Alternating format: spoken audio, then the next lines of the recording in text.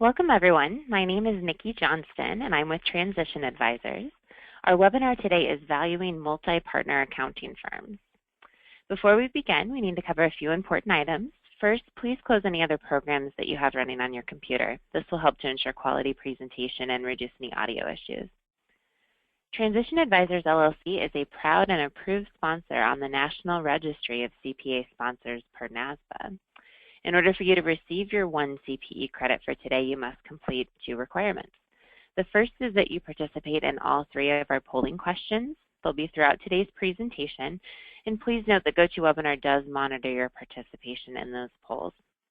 Next, you must complete an online evaluation. This will appear on your screen immediately after the webinar ends, so please don't close your browser before you've had a chance to complete the survey. Once both of the requirements are met, you'll receive your CPE certificate by email within 10 business days. Now, in order to fully participate in the webinar today, please take just a moment to familiarize yourself with the GoToWebinar control panel. You should see it on the right-hand side of your screen. There's an orange arrow near the top. You can use that to minimize the panel. During the presentation, all participants will be muted, but you can communicate with us by using the question box toward the bottom of the panel. Questions are important to us, and time permitting, Joel will answer any questions that you have. Please send those along. Now, finally, I would like to remind you that Transition Advisors offers 2 free webinars each month. Some of our upcoming topics are on the screen there. You'll see buying out retiring partners, preparing your firm to grow through M&A, the art of your deal, and a session on partnership agreements. You can read more about those and as well as a whole list of all of our 2016 webinars and register for them on our website. Finally, I will be sending you a link to download the PDF of today's slides. I understand that there was an error in yesterday's reminder email, and I apologize for that. The reminder that you got about an hour ago does have the correct link. I'll also be sending it here through the chat box, and if any of you would like to receive a PDF of that, you can just email me, and I'd be happy to reply with that attached. Now, all of that said, I'd like to introduce you to our presenter for today's session. Joel Sinkin is the President of Transition Advisors. Thank you so much for attending, and we hope you enjoyed today's webinar. Well, good afternoon, everybody. I hope that everybody is fully recovered from the busy season and starting to be able to catch up on all the other things in life. Today, we're going to be talking about what's typically the most well-attended CPE class of the 30 or 40 I do a year, and that is how to value an accounting firm. We're going to be focusing on multi-partner firms today, both on an outright external sale and looking about buying out partners from within as well. I never treat a CPE class as an opportunity to be coming in for commercial, for lack of a better term, but I do think it's important to know a little bit about the speaker. I am a succession advisor to the AICPA. I've been doing this exclusively for 26 years, and that's helping accounting firms in growth and succession strategies through mergers and acquisitions. Been involved in over 800 closings of accounting firms, and most of what we'll share with you today is because we made mistakes or saw other people make mistakes, and we try not to make the same mistake twice. So thankfully, you're speaking to us in 2016, not 1990. I always start almost every CPE class with a reminder that if there's 50 things you need to know about, in this case, valuing an accounting firm, the smartest person in the room is only going to think of 35. Today's session's never going to get us to that number 50. The reason is I could take 3 firms doing $2 million and put them next to each other, and the only thing they may have in common is that they're all doing $2 million. How many partners? How much staff? What's the net? What's the gross? What's the realization? The uniqueness of every practice is such that there are subtleties that cannot be just put into a cookie-cutter format. But hopefully today, we're going to get you enough information that you'll be able to handle most of the obstacles and issues that arise, and hope that good chemistry and good common sense will prevail with the surprise things that come up here and there. Let's start with the fact that M&A is gotten out of hand crazy. Last year, Barry Melanson, the head of the AICPA, suggested that in 2015, there'd be more mergers and acquisitions than in the 2 years prior, And in the 2 years prior, there was more mergers and acquisitions than in the 10 years prior to that. So we certainly see this activity level is jumping through the roof. Let's kind of get our arms a little bit on why and how that's the case. For example, if you look at 2006 through 2008, most accounting firms were having such fantastic organic growth that growth through M&A became less attractive. If I could pick up clients for free, why would I pay for them? Matter of fact, most of the larger firms that we worked with in 2006 through 8, and now again, not too differently today in 2016, a lot of the deals they were looking to do was really to add bench strength and add young talent. So they weren't looking to do a merger to replace a retirement-minded practitioner as much as to look to grow their bench and their own internal succession readiness team. So the economy can have a very big impact in M&A. When organic growth is big, M&A tends to fall beside a little to the wayside. When organic growth is challenging, then M&A growth seems to be more attractive. But there are two very big things and some other things that are really pushing this activity level. Clearly, cross-selling of services and niche development has become a big push in the merger world. A lot of firms that are looking to merge with other firms because they have a bigger platform of services, because there's complementary services that you have that I don't, that I know I could penetrate my clients with. There's also a lot of the top 100 mergers, and 44 of the top 100 are clients of ours. So we have a pretty good perspective on them. If you look at a voluminous amount of the top 100 mergers recently have been marketplace mergers. Someone's not in Kansas City but wants to be. Someone's not in Miami but wants to be. Many of our new mergers that are being announced is a geographic merger where we're looking to have some troops on the ground someplace that we didn't before.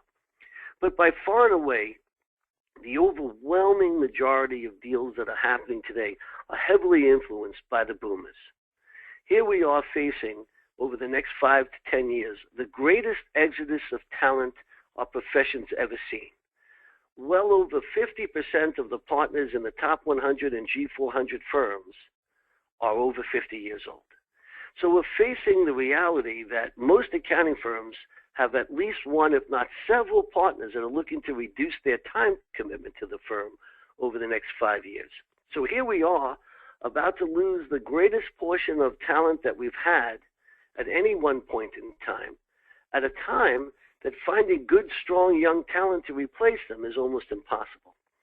My team will often say to me that they get a call a week from someone saying, I'm looking for a young entrepreneurial person to bring into my firm, to groom to be part of our succession team. And we kind of remind them that that's much more of a pipe dream than reality, that those people are a needle in the haystack right now. So it kind of mitigates the issue even further, that the boomers are leaving at a time we have the lowest quantity of replacements readily available on a partner level to step into their situation. And one of the questions I get asked the most is, what's going on out there in the marketplace? Is it a buyer's marketplace? Is it a seller's marketplace? What are the trends in valuations? And these are very, very lucid questions, and let's try and start by addressing some of them first. By the way, I'm having a little computer glitch. Every now and then it changes pages on its own. Please forgive me. There's nothing I can do about it right now. As far as is it a buyer or seller's marketplace, the best way I could describe it is as follows. If I'm a small firm in a densely populated part of the country, it's probably a seller's marketplace. For example, I'm speaking to you today from Long Island. In Nassau County, Long Island, New York, there are 3,200 CPA firms. If I have a firm doing $1 million, there are a ton of firms large enough to absorb me with little to no incremental increases in overhead. As a result, it's a huge seller's marketplace. If I'm 50 miles outside of Boise, Idaho, there might be one accountant for every couple zip codes. So supply and demand takes over, and that's where it's very much a buyer's marketplace. Generally speaking, we have seen multiples reduce quite a bit over the last 10 years. When you think back of the early 90s, you saw practices at 2 times, even occasionally higher. 10 years ago, you saw a lot of practices between 1 and 1.5.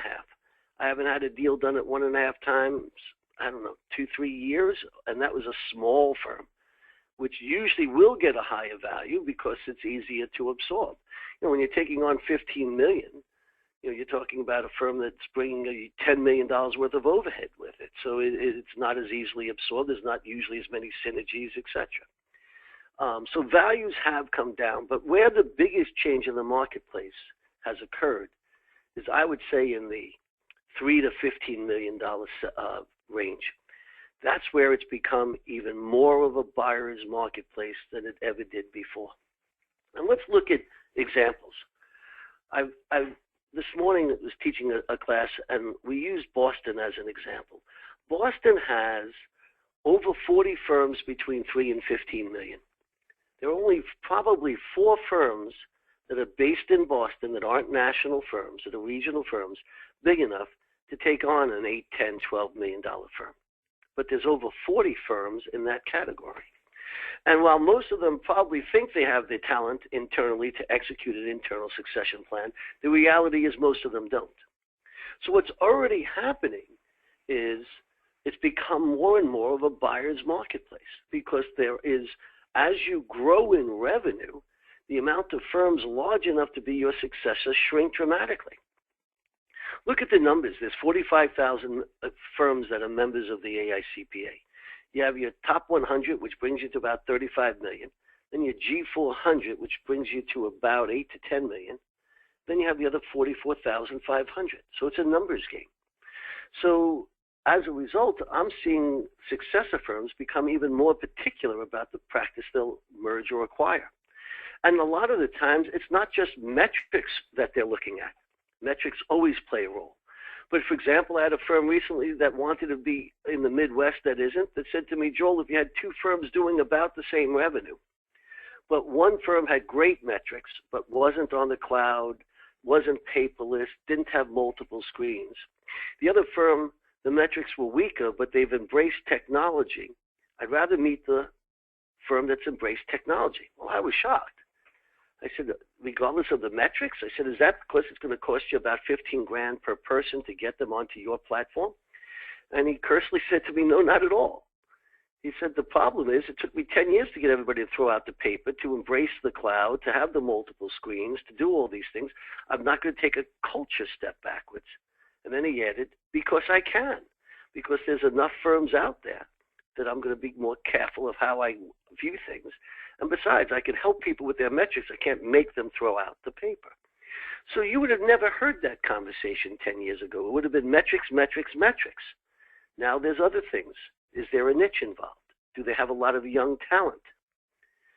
These things have morphed us away from just being metric-based to looking at a more holistic view. But generally speaking, the larger your firm, the more likely you're in a buyer's marketplace. And you can expect, as all of the consultants, to pretty much, I've never heard anybody disagree, that not only are values coming down, but they'll continue to go down. And you're much better off trying to find your deal in 2016, because that same deal in 2019, 18 isn't going to look quite as strong. So that kind of brings us to, when do we start the process of thinking about a succession plan? We'll get to the value side, but I think this is an important aspect. The first thing you have to decide is the last bullet point. Are your clients brand loyal or partner loyal? See, most of the clients at PwC, for example, those are brand loyal. And if a partner retires, they slap another partner in, but they're going there because it's PwC. A lot of your firms are going to have maybe some brand loyalty, but a lot of partner loyalty.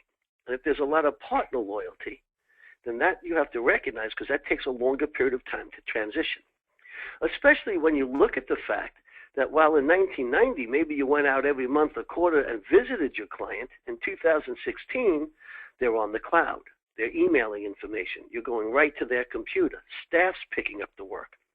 According to Accounting Today, something like 87% of the clients of accounting firms are only in the same room with their partner in charge of them as a client once a year. So when you're thinking about a transition plan, the first thing you should ask those partners is, how many more years do you want to work full-time before you slow down? Because if the answer is 3 years, it sounds like an eternity, but that's 3 visits. If I'm only seeing my client once a year in person, 3 years is 3 visits, 5 years is 5 visits. Remember, you can't transition someone through the cloud, through email. You have to do it in person.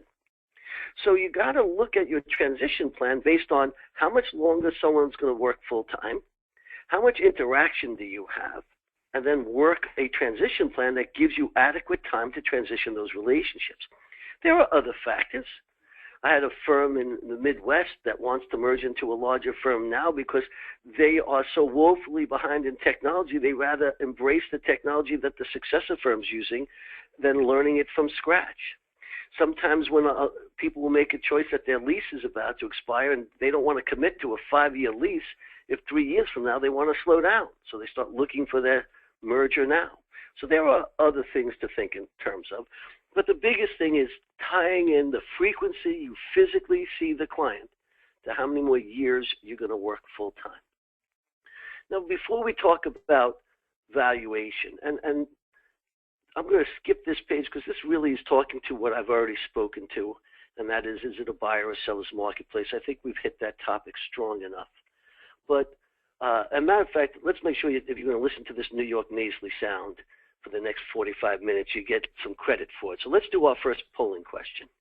Okay, the first polling question is on the screen. How many equity partners are in your firm? You can see the answer options there. Please indicate your answer.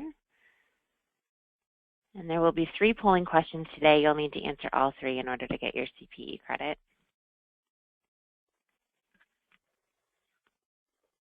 Okay, I've closed the poll. The results are on the screen there. 54% of the folks on the call are in that 2 to 4 range. And then 23% single partner firms. And then we've got a pretty even split between those larger options. Okay. Let's do the best we can to make sure we bring value to the small firm and the large firm today. Before you get to the big question, and that is, what is the multiple? Matter of fact, I often say that whenever I teach a class on how to value an accounting firm, people come with 3 questions. The first one is, what is the multiple? The second one is, what is the multiple? And the third one is, what's the multiple? And we'll get to that. But I think prior to going there, we want to focus a little bit on alternative deal structures so we understand how the process is going to work, and then we could tie it into the valuation. There are 5 main different ways that we've seen these deals structured. We've seen more than that, but 98% will fall into one of these 5 categories. First one is, let's call it a straight sale. What I'm defining a straight sale as is not necessarily I'm selling you my practice and retiring and leaving the country tomorrow. What I'm referring to in a straight sale is someone's not looking to stay on full time. They're not looking to stay on as an equity owner. They're looking to sell you the practice, most likely and hopefully stay on in a reduced capacity to help transition the relationships, but that's an immediate sale. I'd say that's probably the 3rd most frequent deal we do of all the deals we touch every year. Probably the least often deal we do is the next one, which is a buy-in to a buyout. Let me give you an example of one. Let's say that I'm a $1 million sole practitioner. Nikki and Gretchen are a $4 million firm. Well, the new firm is, when we combine, is $5 million. For me to have been a 1/3 equity partner, I needed $1,667,000, but I only came in with $1 million. So initially, I buy $667,000 worth of revenue from Nikki and Gretchen. Now we're all 1/3 equal partners. And maybe 3 years later, Nikki retires and Gretchen and I buy her ownership out. A buy-in to a buyout. Most of the time, when I'm using a buy-in to buyout, I'm using my revenue as an offset to some of the purchase price. There are times where we'll keep our practices separate, but most of the time we're going to use both of our practices as part of the purchase price itself. A merger to buyout is probably the 2nd most frequent deal we do. And a merger to a buyout is very similar to a buy-in to buyout, except there's not an initial acquisition. So using the example I used before where I was $1 million, Nikki and Gretchen were $4 million, and the new firm's $5 million, that means I start off as a 20% equity partner. So and then later, perhaps when people retire, I'm going to be buying their equity share. So a merger to a buyout, there's not an initial acquisition. I'm merging into the firm with the understanding of some sort of buyout. What's been a pretty interesting, and it came out of something that was very rare to something happening more often, is what I call a cull-out or a carving out of a client sale. Let me give you a couple different examples. Last year, or the year before, I think it was, in New York, we had a practitioner doing a couple of $1 million. He also had a very strong wealth management practice with a lot of money under assets that he was managing.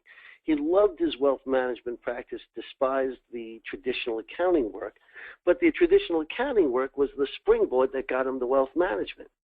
Till he read an article we wrote about this. What the end deal that we did for him was he sold the compliance side of his practice to a larger firm who wasn't doing wealth management. The seller signed a non-compete as it related to traditional accounting and tax work.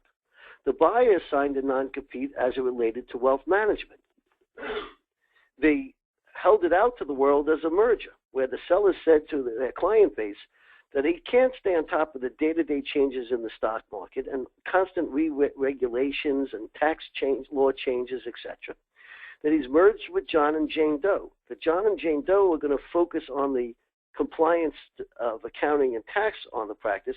He's going to focus on their financial wherewithal.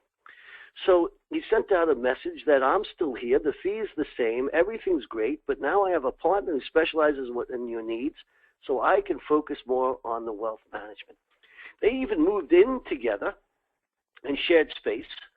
So as the seller, he became the glue that cemented the relationships for the sale of the practice, but also was picking up the wealth management, not just of his clients, but of his successor firm's practice. He ended up getting some of them as well. That's an example of retaining a niche and selling the regular. I've also seen people sell the niche and keep the regular work. So sometimes you have a carving out of a niche. It could also be a location. We've helped firms that had multiple locations who decided they were no longer interested in a particular satellite office, cull that out and sell it. And in other cases, especially in some of my smaller firms, right now we have a closing that we expect to have next week in the D.C. area. It's $1 million practice. The owner has some family and some old personal relationship clients that they service. Totals $100,000 of fees. They're the lowest fees and the least attractive clients. But the seller said, listen, these are personal relationships. I'd like to retain them. So he's selling his $900,000 practice, retaining his $100,000 practice, but giving the buyer the first right of refusal to buy the rest. Kind of like a stepping stone. Some people aren't ready to cut the umbilical cord all the way, so we cut it most of the way, but they keep a little bit there to keep themselves busy. So that's another type of call-out sale. But the deal that's involved in almost every deal we seem to do, especially for multi-partner firms, as well as sole practitioners, is what we call a two-stage deal. Let me explain to you where it came from. I went around the country, especially on behalf of the AICPA, for many years talking about how to transition a client base and how long it takes. And one of the things I shared with most firms is, why do you have your clients? See, 90% of us, maybe 99% of our clients, have no idea if we're competent or incompetent. Because if they knew that much to measure our technical skills, why would they pay us to do the work they understand so completely? So unless there's an attest function that they can't do for themselves, they clearly don't know what they're doing to the degree you do. So why do you have your clients? It's because of you. So because it's a personal loyalty in most cases, and this personal brand relationship, we have to recognize it takes longer to transition. And as we said before, because most of our clients we only see once a year, it might take 3, 4, 5 years to transition some real partner loyal clients. So when I would do this class, everybody would say, yes, you're right, and nobody would do any deal. And a smart person would have figured it out in weeks or months, or maybe a year, but 10 years later, I came out with the two-stage deal. See, the reason most of my firms didn't do the deal was accountability. Right now, they're master of their own domain. The idea of merging into a larger firm and having additional accountability was so distasteful, nobody did it. Hence the two-stage deal.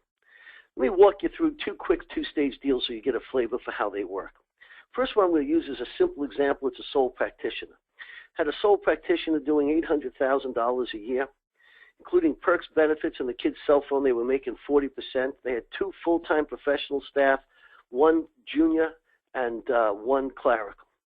The buyer said to him, look, right now, David, you're making 40% of what comes in on your clients using that much labor. Why don't you come in with me? As long as you don't need more labor, I'll pay you the same thing. So the buyer said to the seller, you merge in with me, I'll cover all the overhead.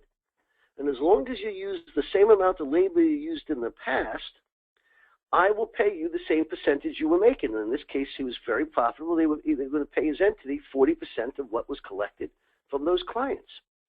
And because he's paying it to the seller's entity, the seller still gets the right, from a tax perspective, of having his entity pay the car lease and the medical insurance and the feeding retirement plans and doing all these types of goodies with. So in this particular case, the seller came and went as they saw fit.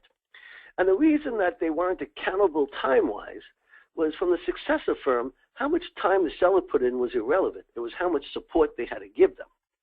So if this was an agreed that they were going to give them 5,000 hours of senior support, 2,000 hours of junior support, and a full-time clerical, that was more important than whether he put in 2,000 or 3,000 hours. So they basically said to the seller, you come and go as you see fit. We'll keep you whole in income, providing your revenues stay the same. And we'll do a great transition.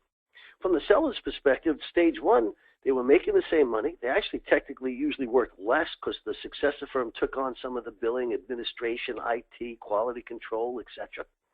He was doing a great transition, getting his clients acclimated to a successor and vice versa.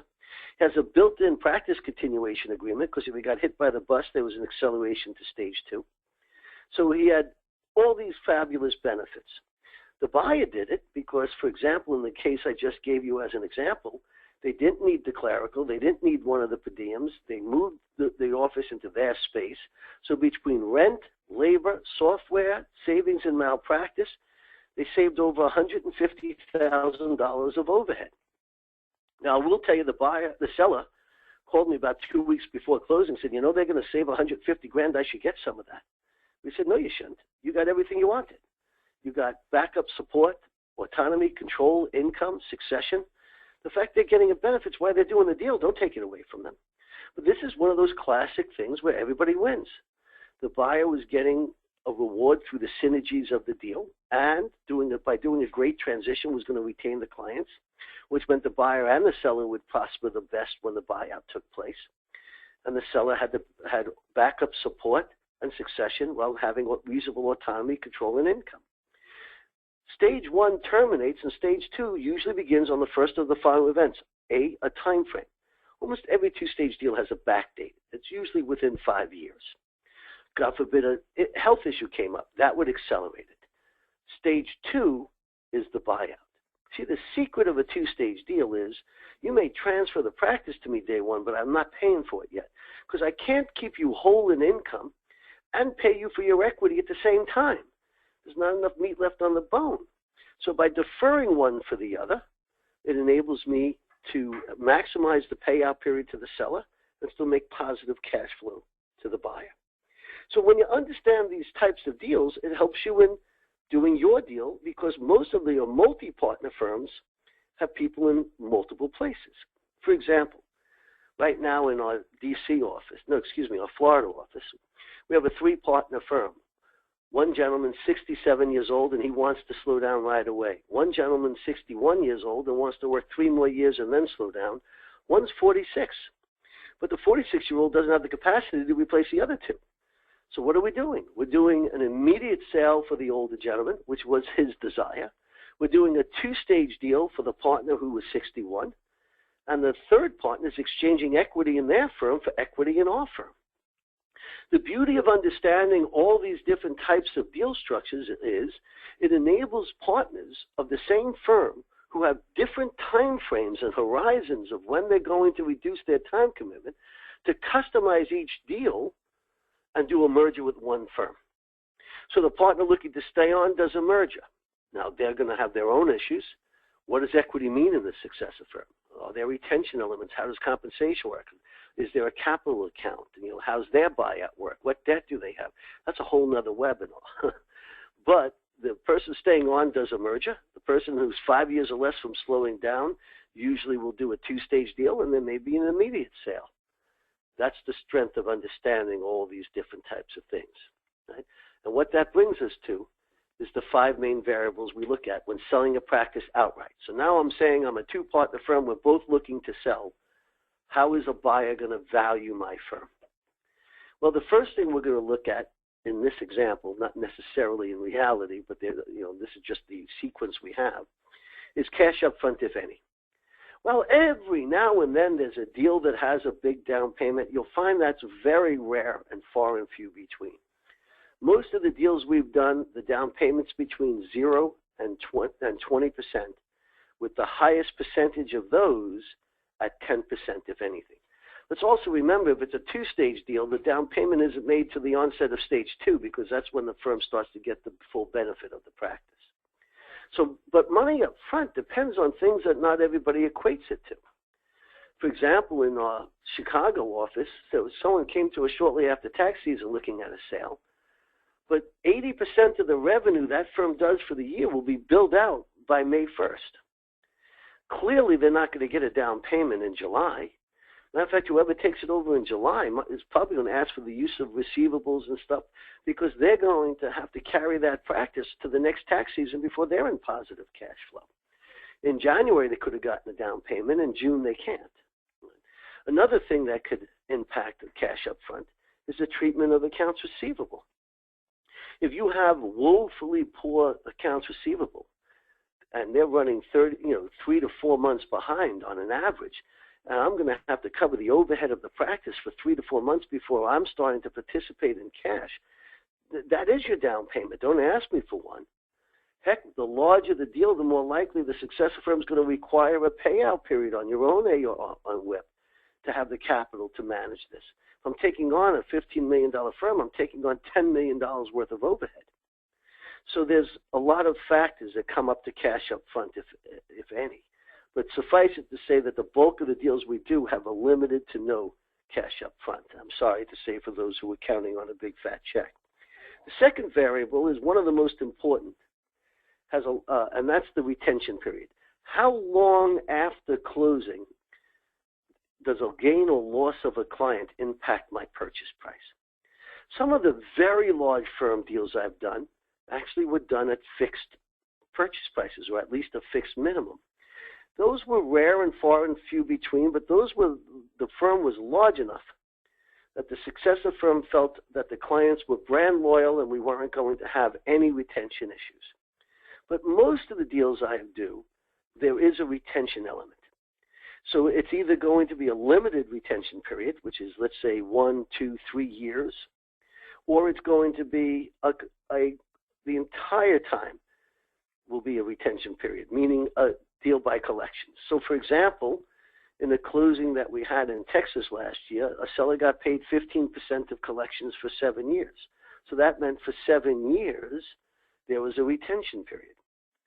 So very important to come to the valuation of a firm is understanding this very important variable. Right? What's interesting and not always understood is what works out best for buyers versus sellers.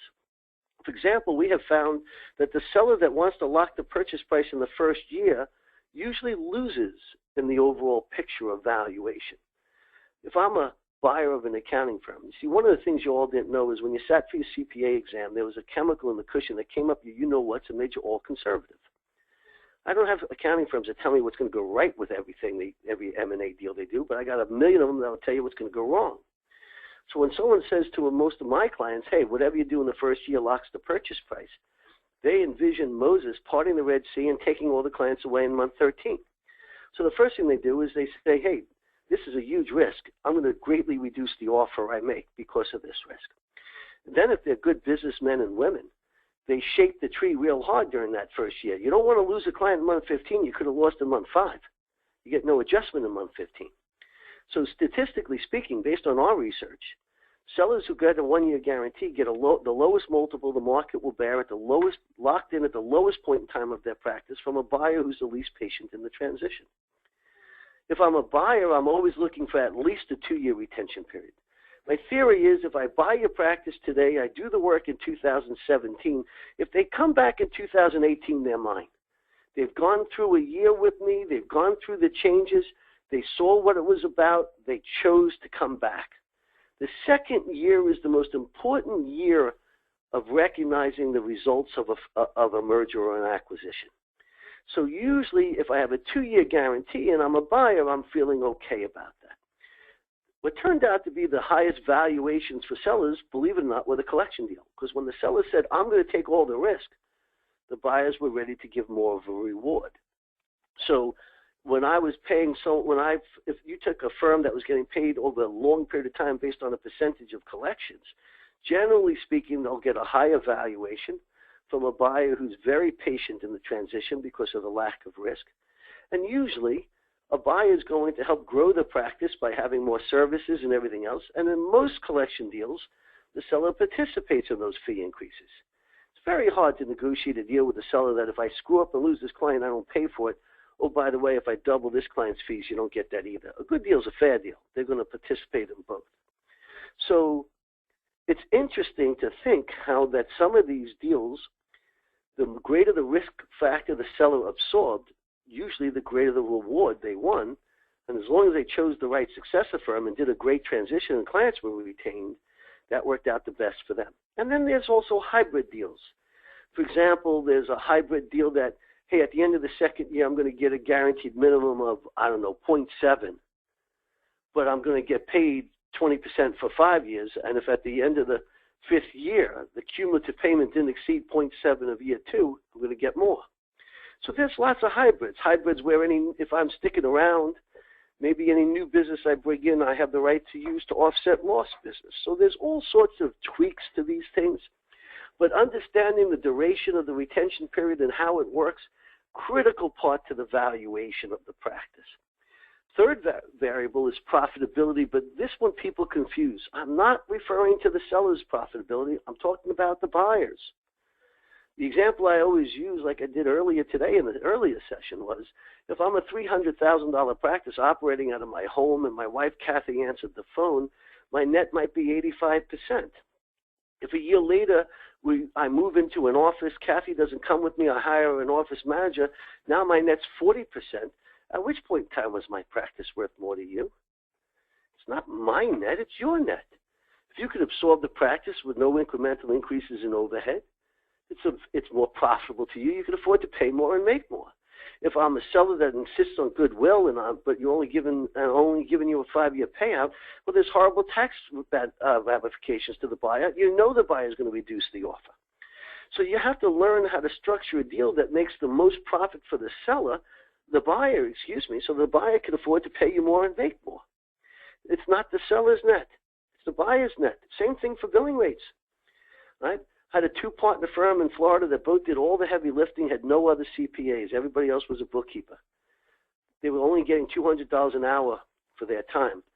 One buyer said to me, Joel, I can't do that deal. My partners get $300 to $350 an hour. I said, but not who's holding the hands. These guys are doing all the heavy lifting. In your firm, what level staff would do the work these guys are doing behind the closed door? And the buyer said, seniors. I said, what's your senior billing rate? They said 150. I said, well, I guess if you do this deal, they'll get 200. See, a lot of times a successor firm could leverage the work down. A lot of times their technology is more efficient. So it's not the seller's billing rate. You have to transpose your billing rate to what it would be. Sometimes it's the opposite. Excuse me, that thing flew on me again. For what I mean by the opposite is, what if it takes you more time and effort because your quality control process was more robust than it took me as the seller? Your billing rates will go down. So the third variable is the profitability of the deal. The fourth variable is the payout period. The larger the deal, usually the longer the payout period. When I'm talking to $5 and $15 and $20 million firms, we're looking at a 10-year payout most of the time. A real small firm, maybe they're talking about a 5-year payout. So the first 4 variables, cash up front, if any, the duration of the retention period, how profitably the deal is structured, and the length of the payout period, all help me determine the multiple, because the multiple is the effect. Everything else is the cause. So let's take an example. Let's say that I had $1 million practice that you could all absorb with no incremental increases in overhead, just keeping some of my labor, not even all of my labor. If I said, pay me 15% of collections for 10 years with no cash down, structured as a consulting agreement, would you do that deal? Me personally, even though that's 1.5 times, and I haven't had a sale at 1.5 times in at least 2 years, I'd do that deal tomorrow. Here's my reasons. Number one, if I raise the fee 7.5% in year 1 and 2, I've paid for the whole acquisition. If after 5 years I've collected 500% and lose the client because they went out of business, I only paid 0.75 and took in 500%. I have no risk.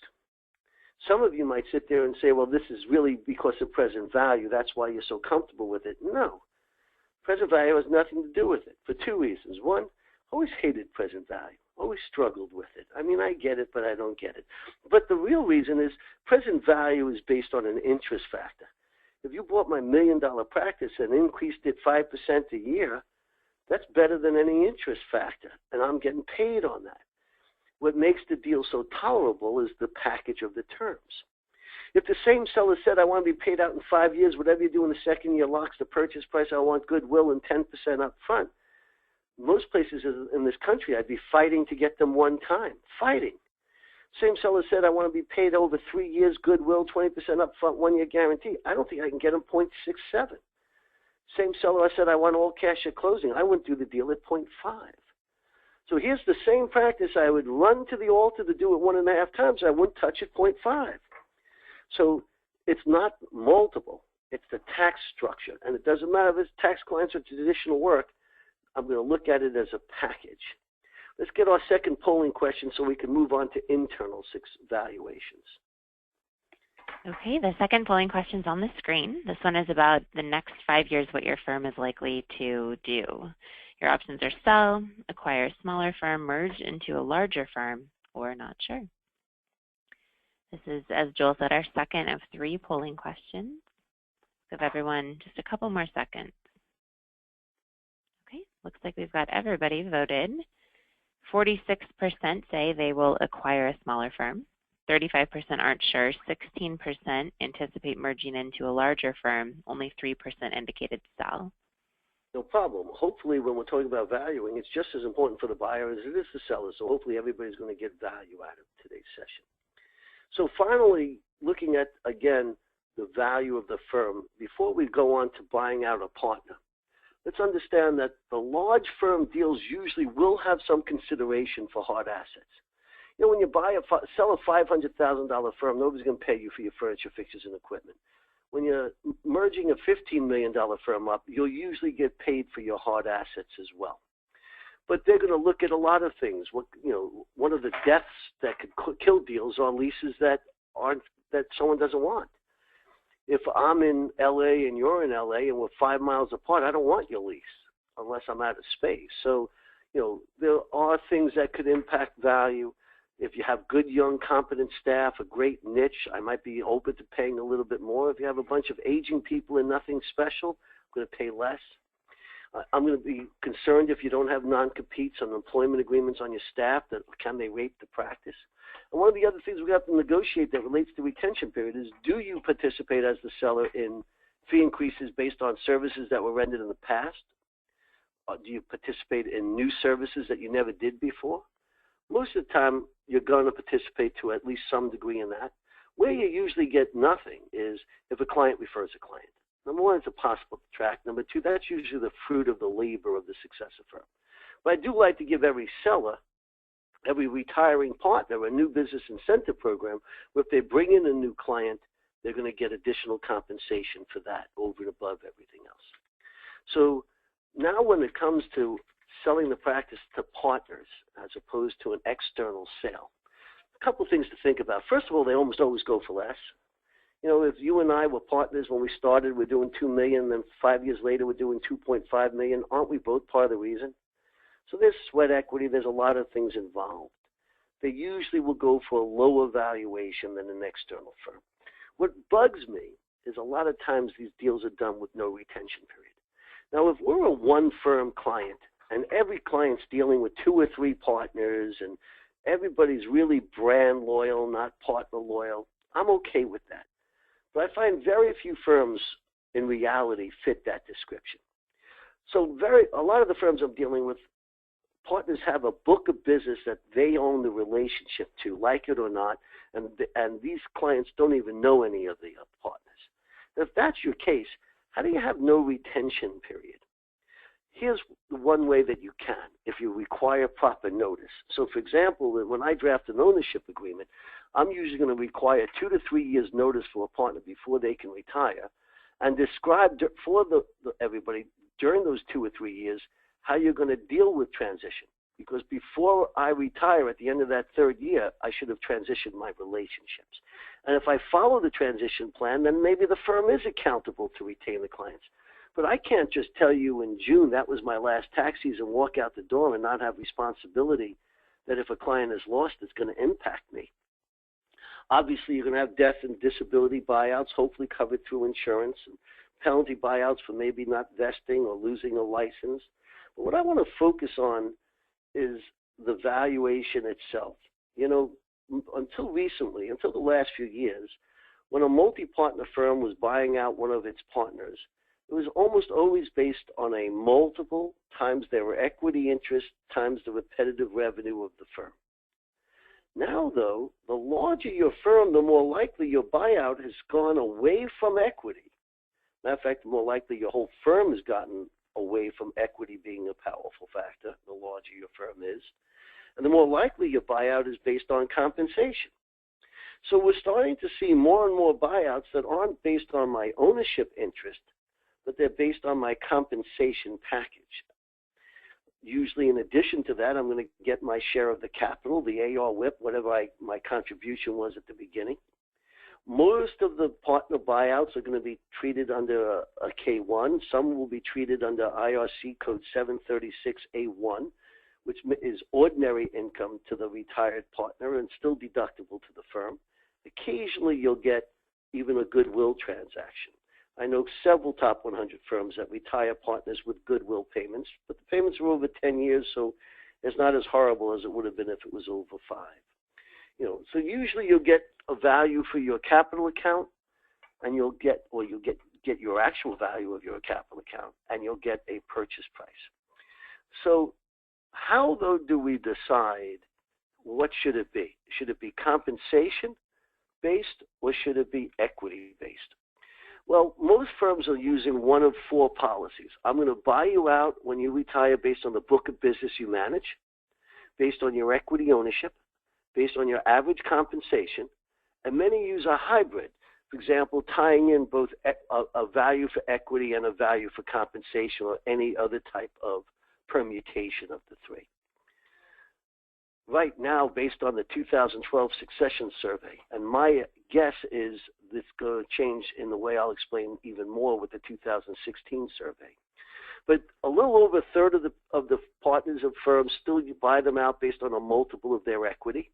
16% used the managed book of business.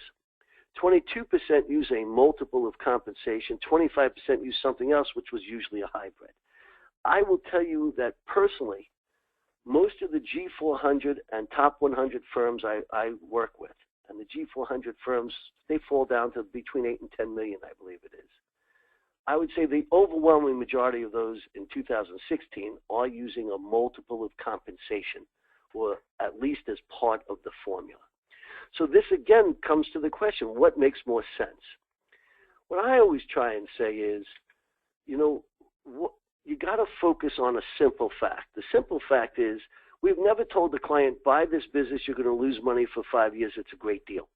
Well, we shouldn't say that to our partners. So what we need to make sure of is that the partner retiring is getting paid appropriately for their years of sweat equity, but the remaining partners are making more money. So the way we go about that is we start with some basic concepts. If I'm retiring, the foregone compensation I was making is going to be the available capital that is going to have to be divided between paying me my purchase price, paying my cost of replacing labor, the cost of replacing me, and leaving some meat on the bone for the remaining partners. So if I'm making $400,000 a year, and it costs $100,000 to replace my labor, that leaves $300,000. How much of that do I get as the retiring partner get? How much of that do you get, and for how long? This has to be the litmus test you apply. If there's a negative number by the time I take away your foregone compensation that you were making as a partner, and when I subtract from that your purchase price and the cost of replacing your labor, if that's a negative number, why would I want to buy you out? We need to make sure that there's a reward, a benefit for the remaining partners. Right? Now, if I'm staying on, a lot of times a firm may, for example, have a mandatory retirement of 65, but they say surrender the equity and stay on. Well, this becomes a big issue in a lot of firms I work with and consult with, and there's a solution to it. But here's what I try and make it in the simplest fashion.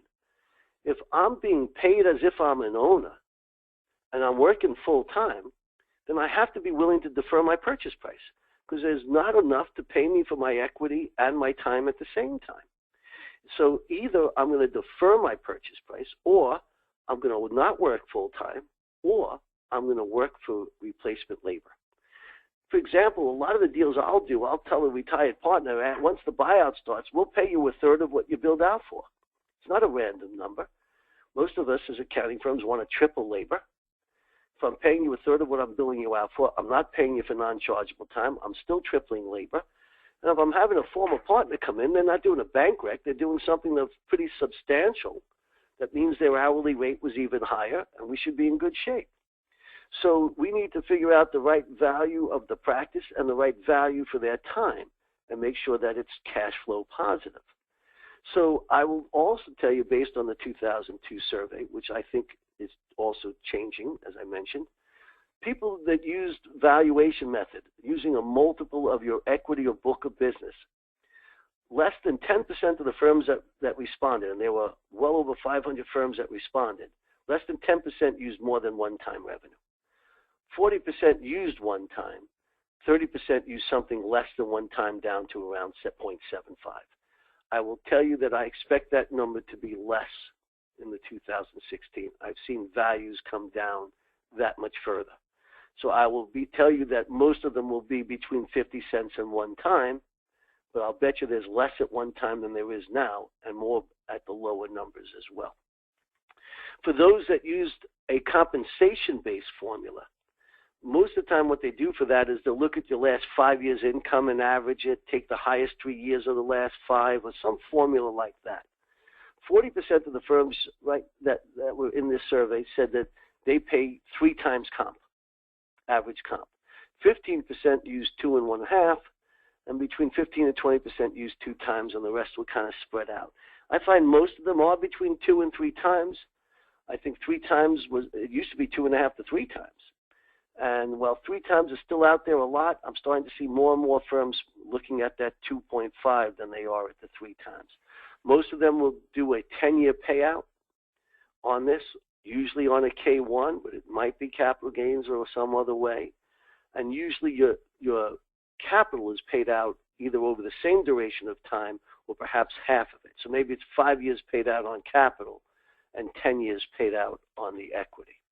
Let's do our last polling question before I wrap it up. Okay, this is our third and final polling question. It's on the screen now. What issues do you see affecting your practice the most next year? Your options are succession, admitting new partners, client retention, or all of the above.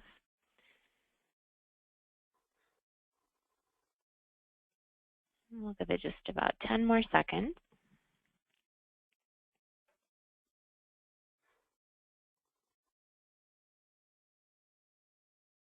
Okay, I've shared the results there on the screen. 44% say all of the above, and then it's a pretty even split with the 3 individual answers. And that makes sense. Most multi-partner firms have partners that are looking to grow professionally and financially and partners looking to slow down.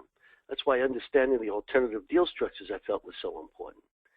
And here are some more statistics from the 2012 survey that show you, based on revenue size, are you doing a multiple of salary, equity, book of business, or other? Remember, other is usually a combination of the two. And hopefully you'll be able to see these things as I pan through them. Obviously, we'll send you all PDFs. You can see them all. And again here, if you look at, for example, the $3.5 to $5 million firm, 62% were paying one time on equity, all the rest less. You just don't see a lot of people paying over one time. And the push is lower, not higher. And here's the multiple of salary. This was 2012, when I think most people fell in the 2.5 to 3.5 category. I think now most fit in the 2 to 3 times category. It's always a challenge when you're doing a one CPE class is giving all these different topics their just due. Understanding how these things apply in an ownership agreement. How does capital work? Admitting new partners. Getting very into the detail of some of these things. So today, what we tried to do is give you a Reader's Digest version of the things you need to be thinking about. We'll be doing subsequent classes where we dig very deeply into internal succession readiness and how to admit new partners. But let me wrap it up with the most important thing, I believe. I've been involved in probably more accounting closings than anywhere in the country. I will tell you that it's rarely an economic issue that causes any type of M&A problem. The money is the money. The issues are usually more the personalities, because these mergers and acquisitions are much more of an emotional decision than a financial one, and I respect that. So you should focus on that from the beginning. First rule of thumb is if I don't want to eat lunch with someone, I shouldn't be merging with them. We spend more waking time with our partners than our spouse. Chemistry is critical, critical, critical. Next thing is clients have a lot of choices. They came to my firm. They like the way my ship is sailing. Will the successor firm offer enough continuity, have a similar enough culture to retain the client base? And if I do have some partners and potentially staff slowing down, does my successor firm have the capacity and skill set to take over the roles that are being diminished by people that are retiring? Is everybody winning? Is the seller getting paid for their years of sweat equity or the buyer making money? That's important. Remember, when you're negotiating these deals, they're a package. Don't go up there and just try and negotiate the multiple until you've also discussed the tax treatment, the retention periods, all those things. I'm so sorry with this computer glitch of mine. But at any rate, these are the things you really need to think about. You want to increase the value of your firm? Help work on your metrics. Avoid getting stuck to leases that people aren't going to want. Do everything you can to bring in good talent. Embrace technology. Share client relationships so that they're not as partner loyal. These things will help a lot. This particular page I work very closely with the AICPA. You want to get in depth on what to look at in due diligence, how to transition clients, how to choose a successor. This particular site on the AICPA Succession Planning Resource Center will really get you a voluminous amount of information quickly, all for free if you're a member of the PCPS division. So I hope that you'll take advantage of that. Also on our website under the resource section, there are dozens of articles that you can read. They're all free to access. Take your time, go through them. They'll share a lot more information. For those of you who had a question, I'm going to email you a response. My run-on mouth has used up all the time we have, and I don't want to be unfair to the people who expected the session to end at 3 Eastern time. So I will get to all of your questions. Nikki, what business do we have to wrap this up? I think that's it, Joel. As I mentioned earlier, please do not close your browser until you've had a chance to complete the online survey. That'll pop up as soon as we end here, just momentarily. And then you'll receive your CPE certificate from me via email within the next 10 business days. If you have any questions at all, you can reply to those reminder emails, and that'll go straight to me. I can pass along any questions to Joel, and he'll reach out to you directly. And we hope that you enjoyed the webinar and hope that you'll join us for a future session. Thanks so much. Thank you, everybody. Thank you, Nikki.